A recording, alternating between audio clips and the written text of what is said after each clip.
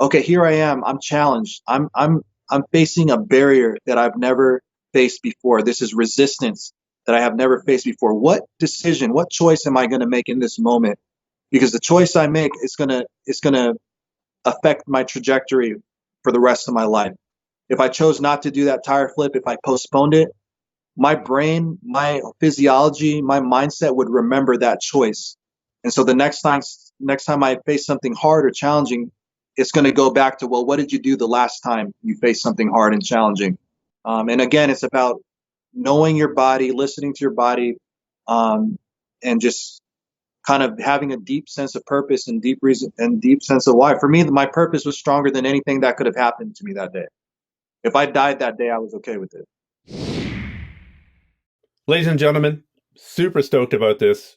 Tonight, I'm talking to my friend, Mike McCastle. Mike McCastle is an all-around badass endurance athlete.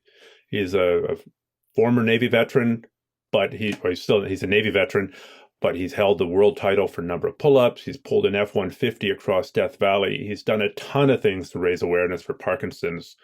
And as one of his labors, one of the 12 labors that he's trying to do, he just recently came out of the ice. So, Mike, I believe you set a world record with your ice immersion recently. I did. Really glad to be back on the podcast with you. Different world since we last talked, and I just love how we have both adapted to the changes we've seen around us. So, I broke the world record for the longest full body immersion in ice. I sat in a cage of ice up to my shoulders for 2 hours and 40 minutes. The previous records are set by Wim Hof and a French gentleman, 1 hour and 30 minutes and 2 hours and 35 minutes respectively. And I broke it with 2 hours and 40 minutes. Okay. So it's not a block of ice. It's water that's then filled up with ice. So that's 0 degree water or 32 degree water. So the only water was a result of the ice that melted. So it's basically ice cubes. Oh, wow. Chunks of ice I sat in. Basically, it took about 600 pounds of ice to fill the box I was in up to my shoulders. So the only water I was in was the result of the ice melting within that box. Okay. And can you take us through it a little bit? Like I'm assuming you had prepared and trained, knowing you, but when you're finally there and the ice finally gets poured in on top of you, what does that feel like for somebody who's never experienced that before? And then how did that change as time went on and the ice started to melt a little bit? Right. So when I got into the box and they started to pour the ice on me, that was a somewhat surreal experience, because even in training, I didn't train with ice filled up to my shoulders. I only trained for about 2 months for this challenge, for this labor. And I trained via ice showers, ice baths, things like that, mostly water, ice, just getting my body acclimated to that type of freezing temperatures. But I never actually sat in a box of ice. So that when I did it on the day of the challenge, on the day of the labor, that was the first time experiencing having ice actually poured on me. Crazy. So it was surreal. It was like this is happening. This is what it is, and this is what I want to. And that's kind of like what I wanted to know is how I would respond to that unknown variable. Okay. And did it change over time? I'm thinking as the ice melts, now you've got water, maybe with an ice cube sitting on your skin, maybe you've only got the corner of the ice cube touching you, but now the water comes and now all parts of your body are being touched. Right. So after, I would say, about 15 to 20 minutes of being in the ice, my whole body was pretty much numb. So initially the experience was my body went numb, and I'm talking about from my extremities, starting with my fingers up my arms and legs, and then eventually to my core, started to just go numb. And then the numbness was followed by a sensation of fire. There's nothing that quite burns like ice. And so my skin, all those pain receptors on my skin began to just light up all at once. It felt like, you hear about pins and needles, just magnify that by, tenfold. It started to feel like daggers after a while, once the outer layers of my skin started to get penetrated by the cold. Okay. And so once and basically for the whole 2 hours and 40 minutes, it was just waves of numbness, pain, and then numbness, and then pain. it would just come in waves. Initially, the waves were great, and then it would go to smaller waves and then back to greater waves. But nonetheless, it was basically waves of pain and numbness. Okay. Sounds like something right up your alley. So I guess we really have to talk about training for this. Like, how on earth do you condition your body to do this?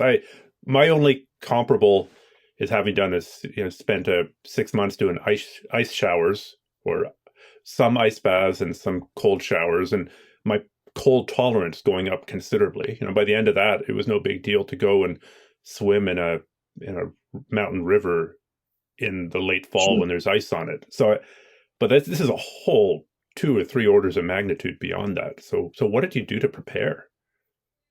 Sure. I think that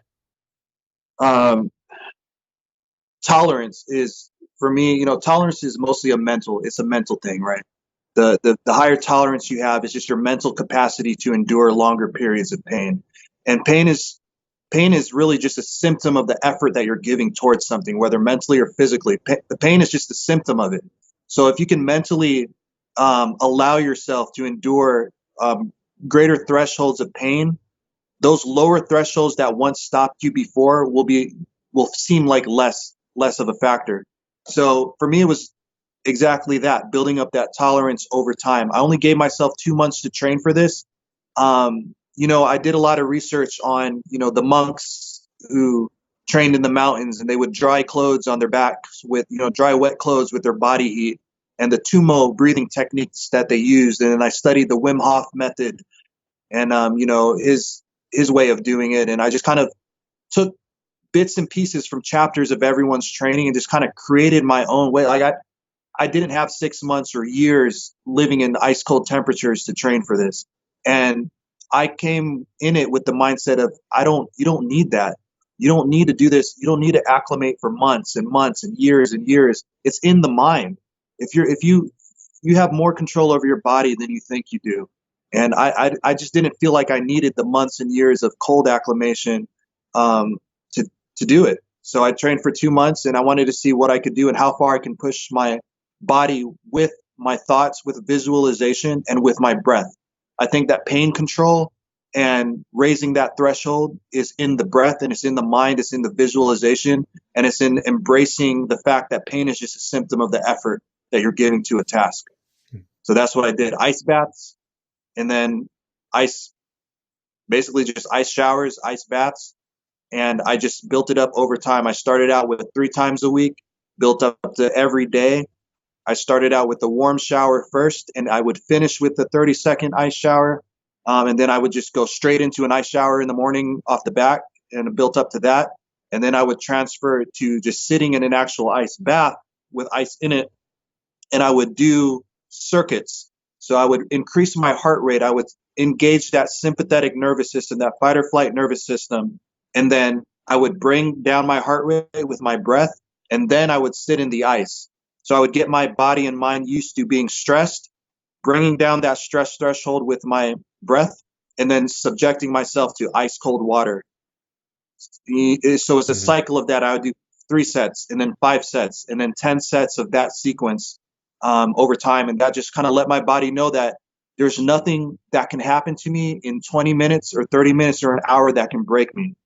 I can subject myself to cycles of fight or flight, breath control, bring it down, and then do it again. A lot of people, once they come out of that fight or flight, once they come out of that stress situation, their mind goes to, wow, I don't want to do that. I don't want to go through that again. I don't want to do that again. That's a limiter. That's a blocker. You gotta go into the mindset of, I can do this for an hour. No matter how many cycles of pain, stress, and recovery I go through, there's nothing that can break me in an hour, or anyone can do. So that's kind of like how I went into this challenge. Well, there's so many ways that I could take this right now, and I'll try to get to the key ones. But the first thing that comes to mind is, it's all well and good to talk about dealing with pain and dealing with stress, but it doesn't mean that you're going to have all your fingers at the end of it. It doesn't mean that your arm isn't going to die from frostbite. It doesn't mean that you're not going to have a heart attack, right? If you took somebody and you pumped them full of heroin, So they felt no Sure. pain, like I've had after an operation. That little clicker thing that dispenses morphine, Yeah. the morphine drip, and sat me in that same ice bath. I might be able to deal with the pain. I might be able to deal with the stress just by blissing myself out with that little clicker. But it doesn't mean that Sure. I'm going to survive it. It doesn't mean that something horrendous isn't going to happen with my kidneys. It doesn't mean that I'm going to have all my fingers at the end of it. So those Sure. are two different things almost. Yeah. Absolutely. You have to come to terms with, you have to be very clear about what you're doing and why you're doing it. So going into this challenge, like I had to be knowing that knowing that the worst case scenario is literally having a heart attack and dying and going black. I had to be very clear on my purpose for doing it, and I had to be totally comfortable with that outcome. Now, with that said, I did everything in my power to mitigate the risks going into this. So I had, medical people on standby. I monitored everything from my heart rate to my core temperature to my oxygen saturation, and I had very specific instructions to the people that were helping me. Hey, if my levels, my oxygen saturation goes below a certain level, this is the protocol. What do you remember what those levels, those cutoffs were? Right. Your oxygen saturation, your core temperature, your heart rate? Sure. So the biggest factor was just sitting in a box solitary, like stagnant in a box, not moving. I had to really monitor what my heart rate was doing. So when my heart rate started to go, towards the end of the challenge, my heart rate started to jump up to like 220. That's not normal for someone who's just sitting sitting, not moving. And that's pretty close to my heart rate max. Right. So if I'm sitting there at a heart rate max and sitting there absolutely doing nothing, then that was a cue for me to either stop the challenge or to make a very conscious decision on whether I should continue this and really outweigh the cost. And that's, again, it's checking in on my purpose and my reason for why I'm doing this. Another limiter was my blood oxygen saturation. As my extremities began to freeze and the blood started to shut from my extremities, my blood oxygen levels started to go down. And so once my blood oxygen, my pulse oximeter, I was wearing a pulse oximeter on my finger. Once that oxygen level started to go down to like 95%, 93%, I knew at that point that my body and my internal organs and my brain wasn't getting as much oxygen as it needed to sustain long term. So then I had to start doing some math. How much time do I have left before I beat the record? How long can I sustain this? So there were some points during this challenge where my blood oxygen level was at 93%. I would look at my my safety observer. I had two safety observers during this challenge. I was like, hey, tell me what my core temperature is. Because if my blood oxygen saturation levels were low and my core temperature was below 95, 96 degrees Fahrenheit, then I knew that I was in a dangerous spot. Because anything below 95 degrees Fahrenheit, I was at risk for hypothermia if I would have stayed in that. So the cool thing about this and what I discovered, really the power of the mind, is I was able to control that to a very great extent. My oxygen levels, once it started to drop, I was able to bring it back up to 97, 98, 99% with my breath and with the visualization I was doing. It would drop to 93. I would dial in my breathing. I would dial in my thoughts, and it would go back up 95, 96, 97, all the way up to 100% oxygen saturation. My core temperature would drop to, 97, 96, 95 Fahrenheit. And I was able to bring it up at one point. Really? I was at 104. I was at 104 degrees Fahrenheit sitting in a box of ice. How did you bring it back up? Well, what were you visualizing and how were you breathing? So I really implemented the Tummo breathing technique. So it's a very old way of breathing. It's called fire breathing. It's basically a way of generating heat within your body, generating that caloric burn, your metabolism, in a way that your body's burning more energy faster. So I basically visualized a fire within my gut, a small flame. It started out as a small flame. And with every breath that I took in was like a fan expanding that flame. That was the visualization standpoint of it. Now, from a physiological standpoint, I was doing a lot of belly breaths, just filling my diaphragm up with oxygen, filling that six-sided cylinder, which is your core, filling that up with oxygen, taking deep, intentional breaths, and then I would hold that breath every fifth breath, and then release that breath down through my diaphragm. And what that did was all those capillaries, all those blood vessels in your lungs and diaphragm, every time those, I would push all that blood into those blood vessels, and every time that I took that type of breath, my body would, it takes energy. So my body would heat up from that breath. So it's basically expansion of the chest cavity, expansion of the diaphragm, holding that breath. And once you release that breath, the blood, that warm blood, starts to flow into all those blood vessels and capillaries. It generates heat. So I was able to, even though I was in a lot of pain, I knew that as long as I focused on that breath, as long as I didn't give into the feeling, right? Behind the feeling of pain is nothing, but behind the breath, that's everything. So as long as I held that intentional breath, 5 deep breaths, hold it, release. 5 deep breaths, hold it, release. I was able to incrementally increase my core body temperature. Right. And that's Tummo breathing. I don't remember that from watching or reading Wim Hof. Well, a lot of Wim Hof's methodology, like his breathing technique, is based on the Tummo breathing technique. I believe that he adapted it and maybe have made adjustments to make it more his method. But a lot of that breathing techniques, like that intentional diaphragm breathing, is based on the Tummo technique, which has been around for thousands and thousands of years. Okay. I mean, it seems like just for if you're a hunter or a fisherman, or you're somebody who's going to be potentially trapped in the outdoors when your snowmobile breaks down, something like this could make the difference between living and dying. Oh, absolutely. I'm 100% convinced. I mean, I'm 100% convinced that the only way I was able to increase my core body temperature over time, if you take like a graph, like as time went on, my body temperature went up, was through my breath, and was through the visualization of that fire within. It sounds cliche. You always hear about warriors. You always hear about having that fire within, the fire in the belly, the fire in the gut. You know, that this guy had the fire in him. And there's some truth behind that. I think if you really visualize that, there's a lot of power that comes from that. And I think that's what enabled me to withstand sitting in a box of ice for 2.5 hours. Okay.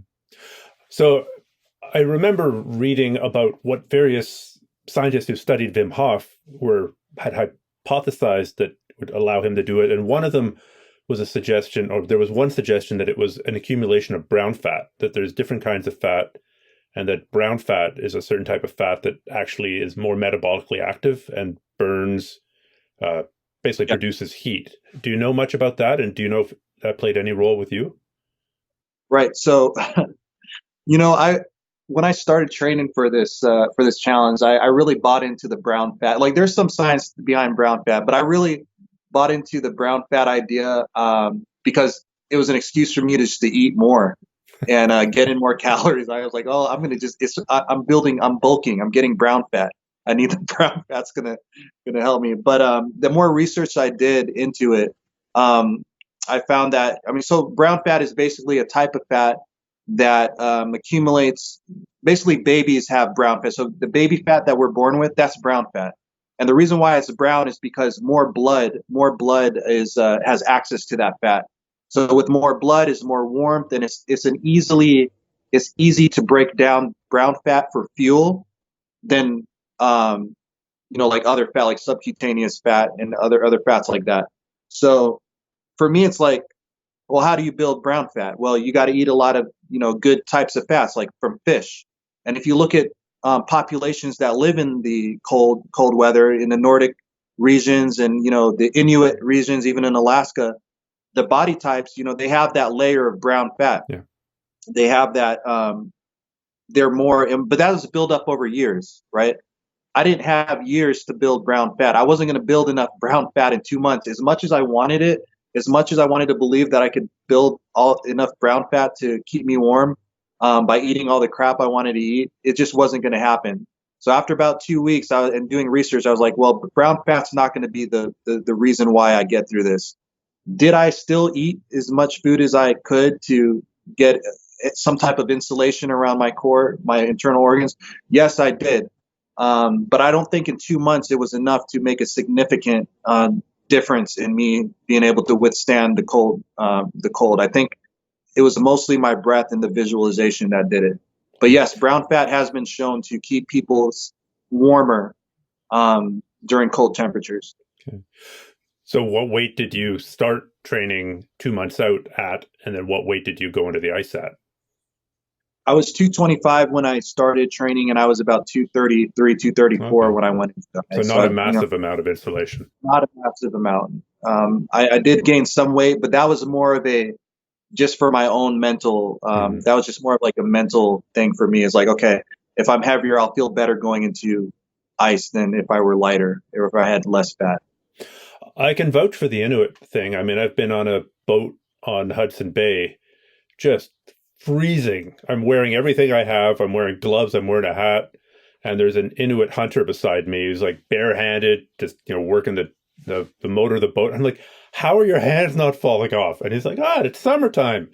And I got to imagine that it's a combination of exposure over years. And also there's got to be a genetic component to it. I mean, who knows, if you had Inuit blood in you, then maybe you could have gone for 245. Absolutely. I'm sure there's some Inuits out there now that could, right now with no training could sit in for 5 hours or 6 hours if they wanted to. I think there is a genetic component to it. But a lot of it is just like you're a product of your environment. If you grew up in that, you're going to be more adapted to that. Yeah. And we've been, as a species, we've been colder a lot longer than we've been warmer. We haven't had the conveniences of shelter from the elements a lot longer than we have had shelter. So it's in our blood, it's in our genes. Depending on what part of the world your ancestry is from, you're more prone to hypothermia, you're more prone to the effects of cold weather. But then depending on what part of the world you are, you're more adapting to those weathers. So you see that in the, like the Scandinavian regions of the world and the Arctic regions of the world. Those people are more, they're less likely to get hypothermia. They're more adaptive to that type of environment. Mm-hmm. And that's why I wanted to kind of put myself in that world because I know that I don't think my ancestors were that adapted to cold weather. Yeah. But I wanted to see what the extent my mind, how far I could push my body, and if I can override that genetic limiter with just willpower. Do you have a good source for learning Tummo breathing? I mean, in my hobby of going out into the wilderness when I'm not doing jiu-jitsu or firefighting, it would be a lifesaver, but I haven't searched that deeply, but I haven't come across very good tutorials on it. Tummo breathing. There's a guy on YouTube. I can't think of his name off the top of my head, but he has a very thorough series on how to do it. But that's really all I did. A big part of why I did this was just I wanted to fulfill that curiosity of the unknown. How far could I push my body with just where I'm at mentally, right? I did some research. I didn't go that far in depth. I just looked up, I Googled, I used just like anyone else would. I just Googled Tummo breathing. You didn't fly a Tibetan monk into Seattle to train with personally? No, I didn't do any type of, now, not to say that I haven't gone really deep into any other labor I've done, I've spent, 6 months to a year really getting in depth in it. But this one, I just was like, COVID, COVID really took a lot of resources away from the training. Like this wasn't even the labor that I had planned to do initially. I hit a lot of setbacks in 2020 in terms of completing these challenges. And then you were going to climb from the lowest point on the continental United States to the highest point on the continental United States, wrapped in chains. Is that the one that got canceled? That's the one that got canceled. They shut down the parks. They shut down the trails for that one. And then, you need a lottery. You need to hit win the lottery ticket to do that one. So I got the tickets, but then they ended up shutting down the trails for COVID. That put a jam in my plan. So as a backup to that, I went into the Arctic Circle, pulled a truck for 10 miles through the Arctic Circle. I was like, I'm going to do something. I'm not going to let all this training go to waste. just because one door closes doesn't mean I can't take advantage of this in some other way. So I did that one. And then I just wanted to, I wanted to do a labor. A lot of my labors, a lot of my challenges have been like so physically strength oriented, and like the physicality was a big part of it. I just wanted to see how far my mind can get my body, like Yeah. how far I could go. Like I'm not doing anything. I'm sitting down. I'm not moving. It's just a tolerance thing. It's like how much am I willing to endure, um, and what kind of person is going to show up when I hit that barrier that I haven't hit before. Mm. And it's very hard to replicate that unless you put yourself in an extreme um, situation like that. It's hard to simulate that. Did you do any damage to your body? Frostbite or, kidney damage or anything like that? I got some frostbite, man. I got it bad. I got On your bad, fingers? like Toes? my feet, mostly my feet, because you got to think. So my feet, so my fingers were like, my hands were like this. I made fists with my hands. I was basically like this, and then I had my pulse oximeter here, right, and the ice was to my shoulders. So I got some frostbite on my knuckles and my fingertips, and those were kind of bad. Like it was uncomfortable. But my feet, like all that cold water that melted, my feet were basically sitting in a pool of cold water. And then all that weight from the ice, 600 pounds of ice, was pushing down on my lower extremities. And so my heels, I had really bad blisters on my heels. My toes turned bluish and black. It just, they're still healing today. I mean, that was January 23rd. That was 2 months ago, 3 months ago. And I'm still getting feeling back in my feet. Yeah. So yeah, so well, I did if you damage those capillaries, it can take years to heal. And maybe you have a special technique for healing them. But I mean, the times that I've gotten bad frostbite, it really, I mean, in one case, it was more like a trench foot, but feet didn't feel normal again for 10 years. Great. Well, Yeah. maybe maybe I'll do a wheelchair challenge in the future or something. Who knows? You're not losing any toes on this, are you? Not losing toes. It's just basically at this point, the skin has healed. The muscle itself, I think, is attacked. It's just a nerve at a nerve level, a neural level. I'm still getting sensations of pins and phantom pins and needle feelings. Some parts of my foot I can't feel still. I'm starting to get that back slowly. I'm still very active. I'm still doing, I'm back to working out, but just times where I'm just stationary for long periods of times, I'll start to feel those effects. Well, nerves heal so slowly. It's what, like a millimeter a month or something crazy like that? Very slowly, yeah. Okay. Yeah, I know Wim Hof has sort of discouraged people from doing this sort of challenge. I mean, he's got courses on swimming in cold water and breathing and cold showers and all that. But in terms of breaking world records, it seems like he doesn't endorse it. I mean, there's a cynical view that he doesn't want anyone to break his records. But it seems like there are genuine dangers here, and we should probably just contextualize it. I mean, I think you have covered quite a few of the dangers and quite a few of the safety precautions you took. You didn't just go to some alpine lake, cut a hole in it, and jump in by yourself. Right. Yeah. There are a lot of risks involved. I don't recommend that anyone do any of your challenges. Any of the labors I've done. This is just for me. I do these challenges to explore the limits of my potential. This is just the vehicle I choose to do it. I want to raise awareness for some causes. And this is only one tool. These labors are just tools and vehicles of how I want to deliver that greater message. I don't recommend that anyone go out and just attempt these challenges unless you have a very deep purpose and very, very deep reason why. And that's for you to think on and to make that decision on your own. I don't have a Mike McCastle method. I don't want anyone to try to do any of these challenges. But if you do, just make sure you do your due diligence in researching the risks that are involved, because the greater the reward, the greater the risk, or the greater the risk, the greater the reward. You have to come to terms with both sides of that, and not be stupid about it and or arrogant in your pursuit of it. Now, your reason why, I mean, certainly Parkinson's, you've been a very outspoken advocate for raising awareness and raising funds, and that's mostly in memory of your dad, if I recall correctly. Yes. Yeah. So I did. what's the connection between immersing yourself in ice and Parkinson's?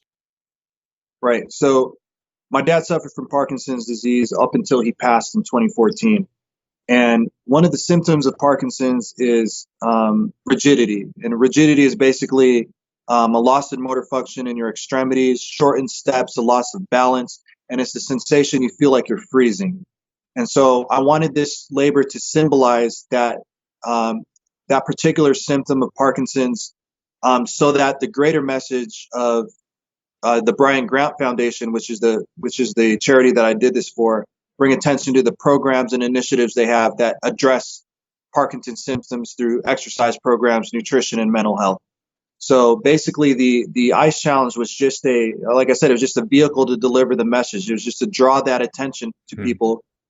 Pain is a universal language. People will always remember why you suffered. People will always remember why they suffered for anything. It's just one of those things that it sticks with them. You can bake cookies. People will remember the taste of the cookie for a while. Next week, they forget about it.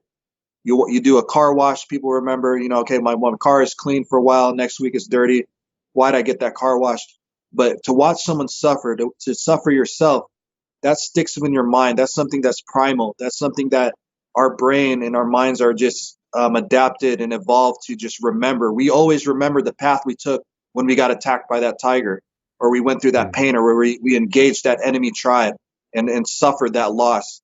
So I think that through this labor, I think people understood the amount of suffering that went into it. And they'll always ask the question, well, why did that guy do that? Well, I did it for Parkinson's disease awareness. And I did it because the ice, the freezing, the pain, the feeling, the loss of movement and motor function, well, that's one of the symptoms of Parkinson's disease. And that's really what I wanted, the focal point. Like, I don't give a shit about the records in any of these challenges I do. Records will be broken. Like we just said, there's an Inuit guy out there right now who can sit in ice for 5 hours. And I hope he does. And, these records will be broken for the end of time. The pull-up record, my record got beaten like a couple months after I did it. I don't care about that. My focus is always on the message and why I do it. And I always try to emphasize that aspect of it. So for people who are trying to set up their own physical challenges, whatever that might be, running their first marathon, I don't know, bench pressing some mythical number, riding across their state, and they're not starting out at your level. I imagine that there's physical, mental, and emotional preparation. So you coming from a very, very high level of being able to perform, and a crazy track record. What would you recommend for normal people? Because I think it's fair to say that you're not normal. At least mentally, you're not normal. And I say that with all due love and respect. But what advice would you have for people who are trying to come up with their own challenge? I almost said the word lesser challenge, but for them, it might be as much of a challenge as what you did for you. Right. Well, the first thing I would say is, you got to develop that. You got to develop that bias towards action. Have a bias towards action. A lot of times there's things that they have these ideas that are kicking around in their head, these great things that they want to do, run a marathon. They want to, get into combat sports. They want to get a yellow belt or white belt and move up in the ranks. But as soon as they think about it, it stops at the thought. They never take action towards it, or they never think of a plan. They think, well, I'm not good enough, or I'm not ready. I'm not ready to do that. It's a pandemic. I got so much other things to prioritize and think about. Have a bias towards that. Once you get that thought in your head, once you get that idea, immediately take a step towards that idea. Take a step towards achieving that. It could be something small. You want to run a marathon? Make a plan to get up the next day and put your running shoes on and go run half a mile. If you've never ran a mile in your life, go run a quarter mile. Just get in the habit of, instead of pushing it to the side, have a bias towards an action towards doing that. Doesn't matter how small of an action it is. I never did an ice challenge. I'm not used to sitting in cold. I love warm weather. I didn't grow up in cold weather. I grew up in New Mexico, and then I lived in Nevada, another desert, for a little bit, and then I lived in the Northwest. I'm not used to. So for me, it's like, okay, the first step is taking a cold shower. And it's the last 30 seconds of a warm shower. So I didn't even start out with just a cold shower. I did the warm shower first, ended with, but that was a step towards that greater goal, which was 2 hours and 40 minutes. But it started with a 30-second cold shower. Can you imagine? A 2 hour, 40-minute ice, sitting in ice to my shoulders, started out with a 30-second cold shower, turned the water off, and I'm back in my warm, nice warm house. But it started there, and it's because I always have that bias towards action. Once I make up my mind to do something, I go all in with it. You gotta be all in, and you gotta embrace the fact that you're gonna fail a bunch of times. You're gonna have setbacks. There's gonna be days that you don't want to train, you don't want to do it, but you're all in. So what is there to lose?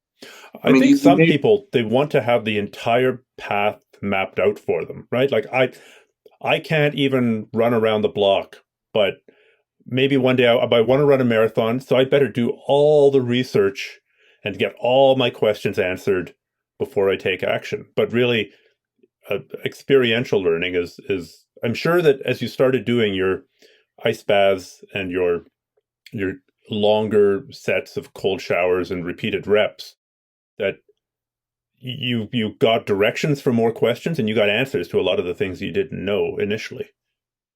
It's a journey. You gotta love that journey, man. I mean, you climb Mount Everest, you're only at the peak, you're only at the summit for a short while. You're most of the climb is going up, then coming back down. So much people, they get obsessed with the summit. You know, you got to get help. You got to do your research. You climb Everest, you have a Sherpa that helps you up the mountain. You go up the mountain, guess what? That Sherpa's like, hey, let's go back down now. And let's get back down. You're not there. That's not a permanent state. But people obsess over just the summit. You still got to get up the thing, and you got to come back down. And so, yeah, it's all about the journey, man. It's like, for me, that's what it's about. Like I completed the labor, the ice challenge, and after that, I was like, okay, what's next? What's next? Were you dropping a hint there by mentioning Mount Everest? Are you talking about the next challenge? Yeah. You know what? I got a lot of ideas kicking around in my head, but I'll see what my feet feel like here in a couple months. Yeah, first things first, I suppose. That would make a big difference. What do you say to people? I mean, there's so much. Everybody's an expert, right? If you start wanting to do something that's extreme, I don't know, run a marathon, you're going to get tons of different advice. Oh, you should do this. Oh, you should do that. I mean, look at the confusion people have about arranging their weightlifting schedules. No, you totally need to train delts 5 times a week, and you totally need to train legs 1 time a week. Well, no, my buddy did it the exact opposite way, and he's fine. So when you're gathering your information, say about this ice immersion challenge, but any of the other ones as well, how do you distinguish between good information and bad information, and information that's useful for other people versus information that's useful for you? Yeah. I mean, you seek out sources for information and you try it. A lot of people just, they get information and they just take it at face value, and they don't actually apply it and try it and see if it works for them. Every person is different. A training plan or a training regimen for one person is not going to yield the same results for the next person, especially if they're at different fitness levels and different experience levels. I've been in the fitness industry on the training side for about 15 years now, and I haven't had a single client or a single athlete that I work with that is the same, that's a cookie cutter like the other. You have to make adjustments. And just because something worked for one person doesn't mean it's going to work like a cookie cutter plan. No matter how basic or general it is, you're going to have to fine tune it. And you can't just absorb information without testing it. I've tested many different types of training modalities, and some of them worked for me and some of them didn't. Doesn't mean that it wouldn't work. What didn't work? What common modality that works for lots of other people didn't work for you? Just a concrete example is always useful for people.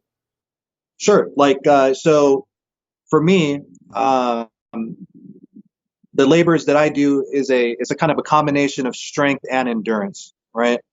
And so I went into some training programs or, styles of training where it was more endurance focused than strength focused, where doing like a strength regimen where I was doing basically like 5s and 3s and 1s on like a traditional strength programming, I found that my endurance began to suffer because I didn't have that balance with my longer cardio sessions, cardiorespiratory sessions. So I had to cut back on those. I had to cut back on what I really enjoyed mostly, which was just the strength stuff, and building the strength. And I had to focus more on my heart and my lungs.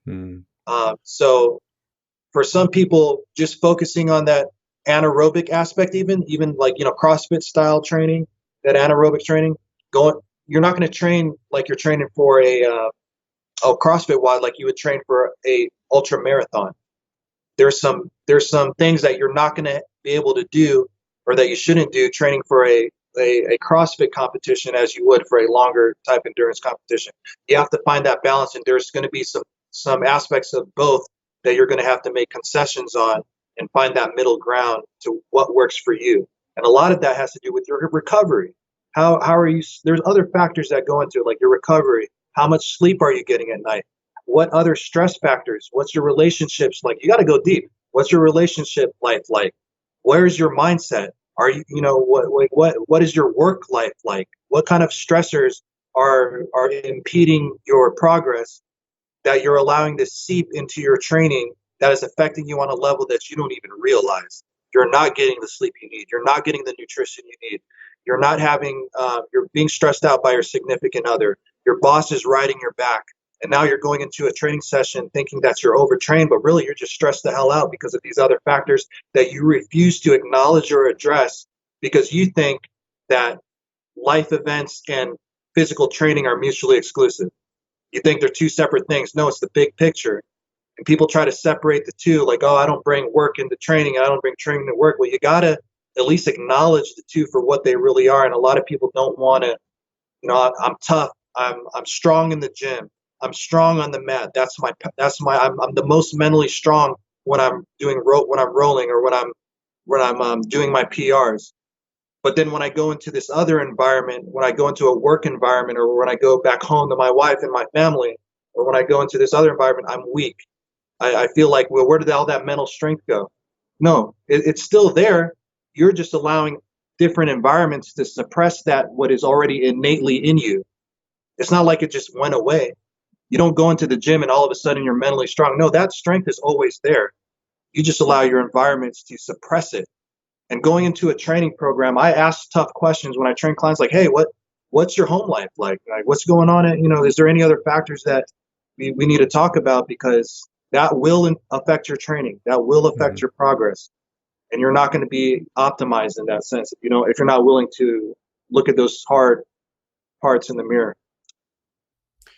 Yeah, I mean, there's definitely a crossover between emotional stress, mental stress, and physiological stress. And do you do anything to track your recovery? Like, do you check your morning heart rate? Do you track your heart rate variability? Do you do any blood work to see where you're at when you're beating the living crap out of your body in getting ready for these things? Sure. More so when I'm training people, I track that stuff pretty hardcore. But for myself, after a long enough time, you kind of just know what you feel. Like you just go a lot off of feeling. But I still track, like when I'm going through a training cycle, like for the pull-up challenge, for example, or the truck pull, I track my my heart rate in the morning upon waking up.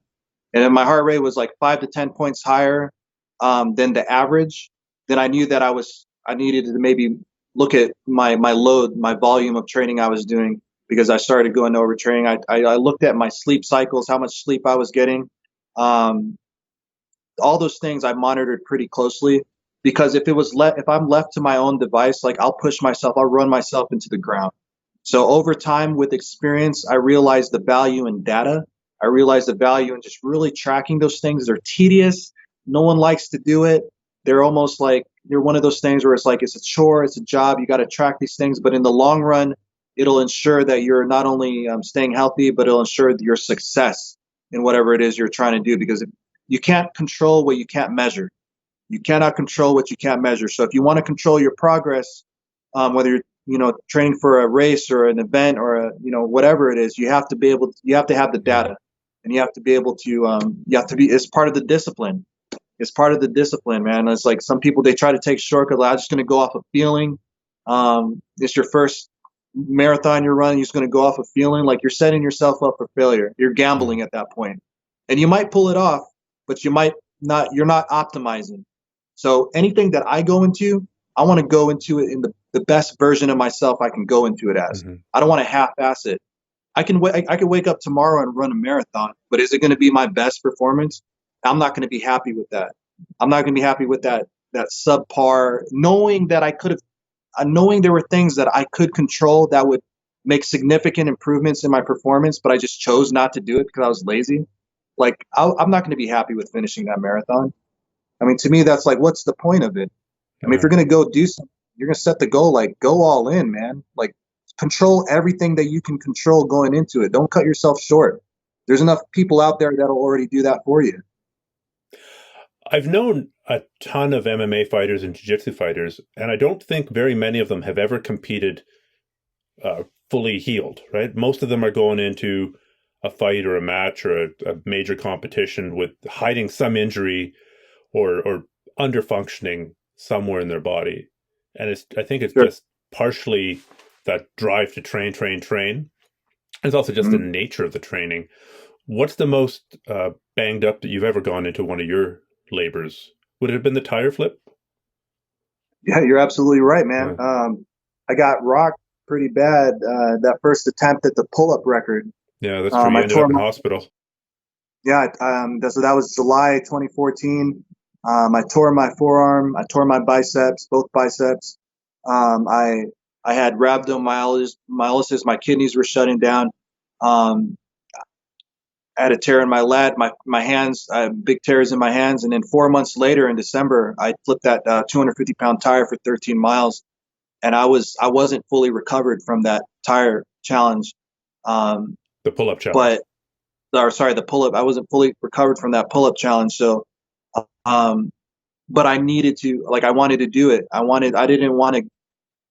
My dad died the day before. Yeah. So that was a motivator for that. And so I needed to, and again, it's all about that curiosity. It was like, okay, here I am. I'm challenged. I'm facing a barrier that I've never faced before. This is resistance that I have never faced before. What decision, what choice am I going to make in this moment? Because the choice I make is going to affect my trajectory for the rest of my life. If I chose not to do that tire flip, if I postponed it, my brain, my physiology, my mindset would remember that choice. And so the next time I face something hard or challenging, it's going to go back to, well, what did you do the last time you faced something hard and challenging? You threw in the towel, you gave that choice. Now, there's a fine line between being stupid and not respecting the boundaries of your body and injury and things like that. But that's just a choice that I made in that moment. It was the best choice I felt was right. And I accepted the fact that I could further injure myself. I had to accept that. And again, it's about knowing your body, listening to your body, and just kind of having a deep sense of purpose and deep reason and deep sense of why. For me, my purpose was stronger than anything that could have happened to me that day. If I died that day, I was okay with it. Now, I know you've worked with Colin O'Brady on several of his adventures. I mean, you trained him. Indeed. Yeah, you trained him for his first solo traverse of Antarctica, and then you helped train him for a 6-man row across the basically from Argentina to Antarctica, or Antarctica to Argentina. I can't remember which way they went. Were you involved at all with him on his winter attempt on K2 that finished a month or two ago? So with his K2 attempt, I met up with Colin about maybe 6 weeks before he left for that attempt. We went on a really long walk. I remember it was a really long walk around the Portland, the waterfront there. So we walked, we talked for about 2.5 hours, maybe 3 hours, just going on this long walk. And we addressed, where his body was at physically. I offered my input on, how he should go into the last final weeks of this. But mostly, it was really just a check-in. Again, there's the mental aspect of it that sometimes is more important than the physical. Mm-hmm. Colin being already a conditioned, experienced endurance athlete and someone who exercises regularly. He keeps up with his body. It's not like he fell off between Antarctica and this K2 attempt, or the row and the K2 attempt. He was still in very good shape. I wasn't so concerned about him making the climb, although the climb is very technical, and the weather was the worst factor. I mean, he couldn't finish the climb. It was the weather that stopped him. Yeah. I wanted to check in, minus really see 80 degrees and 100-mile-an-hour winds. It was the weather. It was, and as you probably already know, several people, experienced climbers, passed away on that winter ascent attempt, which is very unfortunate. Which actually brings me to the reason I brought that up is this. It's one thing to be pushing the limits of your body when you've got safety people there, or when you're unlikely to die. I mean, yes, you could have died on your pull-up attempt. You could have completely shut down your kidneys and died. But it would have had to be a real bad day. For something like climbing K2, on the other hand, especially in the middle of winter, like the odds of dying in a summit attempt are very high. I'm sure this last winter just increased the odds of dying. If you take a look at all the people who successfully climbed and all the people who've died. But I mean, 3 of the people who headed up right before Colin made his final push, they died. And Colin turned around and came back. So where do you draw that line between, especially for outdoor activities, or, like where there is no backup plan? Like if you're 2/3 up the way K2, you can't say, and I'm tapping out, bring the helicopters. You're going to die unless you make it down yourself. So is there a difference between those kind of labors and the kind of labors that you've done, at least to date? Right. Yeah. So there's always, so death is like, okay, so it's like this. So I can only speak for myself. But when I go into labor, I take every precaution necessary. I try to mitigate the risk as much as possible beforehand. But once I start that labor, once I start that challenge, in my mind, I'm already dead. Everything I do is just, it's a blessing. I start the pull-up challenge. I start the truck pull.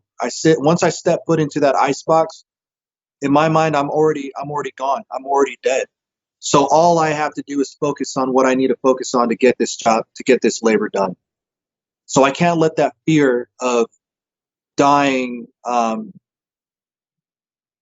affect my decision making once the labor has already started. You have to think like that. Now, with Colin, do you think it'd be different if you had kids? Do you think it would be different if you had kids? It could be different if my dad was still around. It could be different if I had kids. It could be different if I was married. But those things are things that are outside of my control once I start the labor. Like I can't think about what would I do differently if the situation was different. I go into it with where I'm at in that moment, and I just move forward from there. With Colin, though, he does have a significant other. He does have family. So with that, you have to trust your experience. You have to trust the data. You have to trust what the weather says. You have to trust your, you know that there's a certain point when it comes to weather, when it comes to conditions on the mountain, there's a certain point where you should turn around. And in that moment, you have to trust that no matter how fatigued you are, no matter how much you want to reach that summit, that the facts are the facts and that you should turn around. And if you continue on, the likelihood of you surviving is only going to decrease, and you should turn around and go back. Now that comes with experience. That comes with research. That comes with knowing your environment. That comes with trusting your climbing partner. There's a lot of factors that come into that. And if you choose to continue on, you have to think of the consequences. It's not just you. Your death doesn't happen in a vacuum. Your poor decision making will affect an entire camp of people if you're up there with the camp. It'll affect not only you, but your family, your climbing partner. So you have to stop making it about yourself at that point and think about the greater scope of consequences. It's going to affect a lot more people than yourself when you're on a mountain. And so with the labor is the same thing. There comes a point where, okay, if I continue on, the likelihood of me being permanently injured, not just injured, but permanently damaged, is going to significantly go up. So who else is going to be affected? Because this isn't going to happen in a vacuum. It's not just going to be like, poor me, pity me, I'm disabled now for life. No, I got a family. I got people that care about me. I got people who, who don't want to see me, paralyzed for life or damaged for life. So I have to think about those things. And then you have to balance it out as well. Well, why are you doing this to begin with? And is your sacrifice that you're making, or is your the consequence of this, the risk in this, is it greater or less greater than the purpose and reason why you're doing it? And if you're unsure of why you're doing it, then turn around. Maybe you shouldn't even set out for the mountain to begin with if you don't know why you're doing it. You shouldn't even taken the first step if you don't know why you're doing it. You have to be very clear about why you're doing what you're doing, especially if the result, the consequence could be grave or, permanent injury or death. Because the worst thing is to die for no cause. Yeah. Just to be reckless. That's just being reckless at that point. Yeah, we've I'm sure both known people who just almost seemingly had a death wish, and more often than not get their wish, and it's just It's unfortunate. it's just like a reflexive taking risk. Are you a crazy driver, or are you do you take risks? I've got this idea, and it really became clear in this last year of COVID, of this idea of a risk budget, right? If you're willing to take X amount of risk in your life, you might really take big risks. If you're a whitewater kayaker and you love running waterfalls in the Pacific Northwest, that's an intrinsically dangerous thing. So maybe balance that out by taking less risks, drive at the speed limit to get to the river. You don't want to die in a car accident driving to the river. If you go off a waterfall and there's a great big log going around the bottom of the waterfall, that is a risk that you knew about, but you don't want to die from stupid risks or totally avoidable risk, which is similar to what you said about trying to mitigate it as much as possible. I drive like a grandpa. I drive like a straight up grandpa. I'm like, I drive the speed limit. I don't just take risks just to take risks. I pick and choose my avenues for that risk thing. Like you said, just like you have a finite amount of willpower, like will to do things. There's a finite amount of that. You don't have a limitless amount of just willpower. You have to choose what you choose to put that into. And it's the same thing for me with risks. I'm pretty safe for the most part in normal day-to-day stuff. But when I choose to do something that is high risk, I go all in and I dump all that energy into that. And yeah, but everything else, like when it comes to driving or just everyday stuff, like I'm not very risky in that sense. Just like you said, like I want to save that for when it really counts. Okay. In the last year, really all the scientific, keeping up with the scientific literature that I've done, it's all been centered around COVID, because I'm a firefighter, and obviously we have a lot of mitigation to do around, interacting with patients, living in the hall, that sort of thing. And it's also just taken over the whole bloody world. So I haven't really followed the research on Parkinson's. Are there any bright lights at the end of the tunnel? Obviously it's much more your world, and it's such a horrific disease. Have we made any progress? Right. So, believe it or not, like even through last year, 2020, there's been some really big breakthroughs in Parkinson's treatment, even during the pandemic and during COVID, which is really great to see.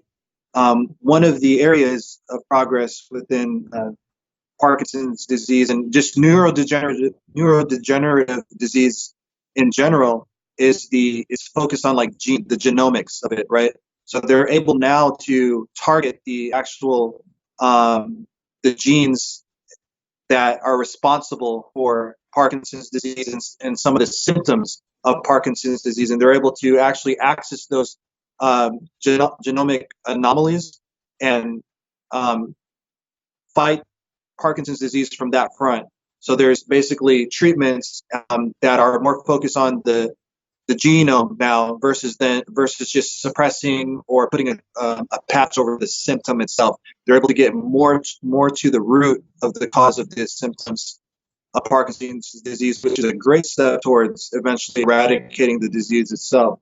And that has all happened within the last year or two, which is a great leaps and bounds progress of where we were 5-10 years ago. Okay. Well, that's amazing news. And I mean, I know how important fighting this damn disease is to you, and I know how much work you've done to bring awareness to it. So thank you. And thank you for inspiring people to push themselves harder and to pick a cause, to pick a cause and to do something worthwhile towards that cause. It's really inspiring to watch you and to occasionally meet with you and see how you're doing. Yeah, I appreciate it. Okay. How do people find out about your 12 labors? How do people follow you? How do people get in touch if they really feel the need to get in touch? Well, right now I'm on social media, so I'm on Instagram. I'm on Twitter. I'm on Instagram. Mike McCastle is my handle. You can reach out to me there. Shoot me a message. Michael at 12laborsproject.com is my email address. If you want to reach me, that's really it. Really. Okay. And you're not gonna make a decision about your next labor for the next couple of months? I got to put some thought to it. This was my 8th labor. I got 4 left. So I told myself that I would start transitioning to more just labors of the mind, kind of like I did with this ice challenge, just kind of seeing what my mental, when stripped of my physicality, how far my mind will push my body.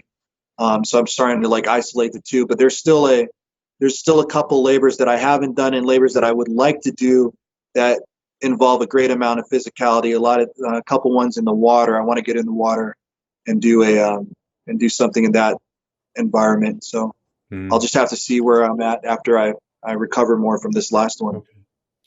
Awesome, Mike. Well, thank you so much for joining us tonight. It's awesome as always. It's been a pleasure, man. Thank you.